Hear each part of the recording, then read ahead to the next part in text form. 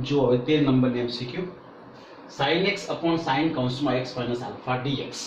સંકલન તો is equal ax plus b log મોડમાં sin કૌંસમાં x minus alpha મોડ પૂરો પ્લસ c તો a b શોધવાના છે મતલબ x નો સહગુણક એ શોધવાનો અને આ જે log મોડમાં sin x minus alpha જે છે એનો સહગુણક b શોધવાનો છે sin x upon sin x minus alpha dx is equal હવે જો આપણે અંશમાં જે sin નો એંગલ જે છે એ આપણે છેદમાંથી ગોઠવી દઈએ x લાવીશું પણ x minus alpha plus alpha કરીએ બોલો તો ખબર પડી ગઈ શું કરી જો x minus alpha plus alpha કરીએ કૌંસ છોડી દે તો x આવી જાય અને છેદમાં m ના m sin x minus alpha dx હવે આપણે સૂત્ર બનાવીશું અહીંયા સૂત્ર આ જે છે એ a અને આ b સમજીએ તો sin a plus b તો sin a બરાબર અને cos b વત્તા અહીંયા આવશે પછી બદલી જાય વિધાય sin ની જગ્યાએ cos થશે અહીંયા cos ની જગ્યાએ sin થશે છેદમાં sin x minus alpha dx યાદ આવી ગયું આ સૂત્ર હતું sin સૂત્ર sin alpha plus beta તો sin alpha cos beta plus cos alpha sin beta હવે અલગ અલગ કરી દઈએ બંનેને આપી દઈશું તો આ ઉડી જશે તો અહીંયા આવશે cos alpha dx વત્તા અહીંયા એના નીચે મૂકી દઈએ તો આ cos ભાગ્યા sin મતલબ થશે cot x minus alpha into sin alpha dx okay આવડી ગયા જોઈ લો ચલો cos alpha બહાર નીકળી ગયા કંઈક અચળ છે બરાબર આ અચળ dx નું સંકલન થશે x પ્લસ sin alpha અચળ છે બહાર નીકળી ગયા into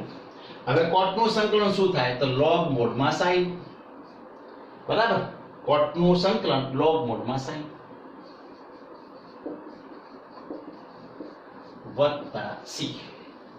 હવે એને સરખાઈ દો પેલા સાથે તો ને ax વત્તા b log મોડમાં sin x minus alpha plus c સાથે સરખાવતા therefore x બરાબર કેટલા તો x બરાબર આ cos x નો સગો કેટલો છે cos alpha તો x ને સોરી a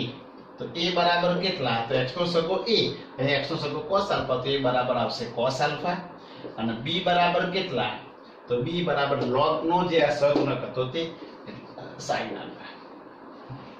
અહીંયા જવાબ પ્રશ્નમાં એવું પૂછ્યું છે કે કૌંસમાં a b શોધવાના તો a b કૌંસમાં તો therefore a b is equal a એટલે cos alpha અને b એટલે sin alpha તો આ આપણો આન્સર 14 નંબરની MCQ આપણે હાલ જે 13 નંબર લીધી એ જ કોપી છે પેલામાં x minus alpha હતા ત્યારે અહીંયા x minus pi by 4 છે અને આગળ પેલામાં √2 હતા ને એ √2 આપેલા છે આ AIEEE 2008 માં પૂછાયેલી MCQ છે પેલામાં a b શોધવાના હતા અહીંયા ખાલી ફક્ત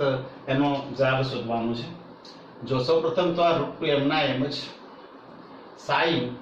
કૌંસમાં આ જે x છે તો છેદવાળો એંગલ આપણે અંશમાં સેટ કરી દઈએ તો x minus pi by 4 અને minus x કરી દો નહીં પ્લસ minus pi by 4 ને plus pi by 4 કરી દો plus pi by 4 જોઈ લો હવે આ ખાલી કૌંસ છોડી દો pi by 4 ઉડી જશે એટલે x આવી જશે અને છેદમાં sin x minus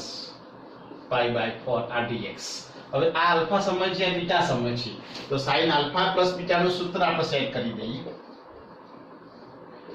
તો sin alpha into cos beta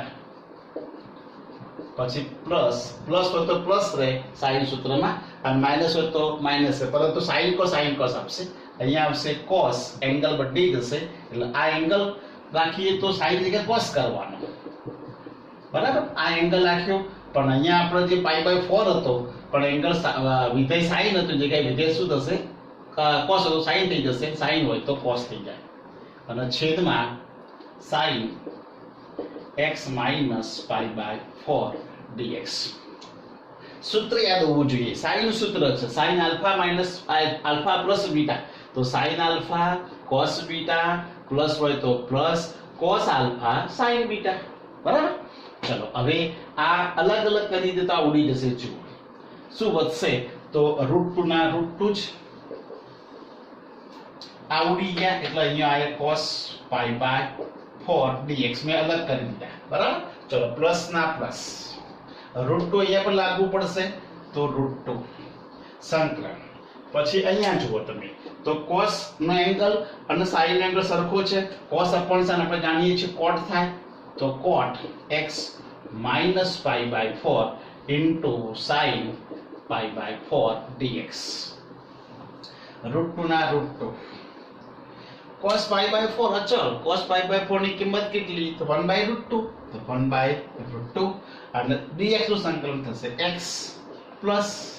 આ √2 એમ ના એમ જ sin π/4 ની કિંમત 1/√2 બહાર કાઢી દીધા સંકલન ઓફ cot તો cot નું સંકલન હાલ આવી ગયું log મોડમાં sin મોડ પૂરો પ્લસ c ચલો ઇઝ ઇક્વલ √2 ગયા તો x પ્લસ અહીંયા √2 જતા રહ્યા તો log મોડમાં sin કૌંસમાં x - π/4 મોડ પૂરો પ્લસ c આ IMCQ નો આન્સર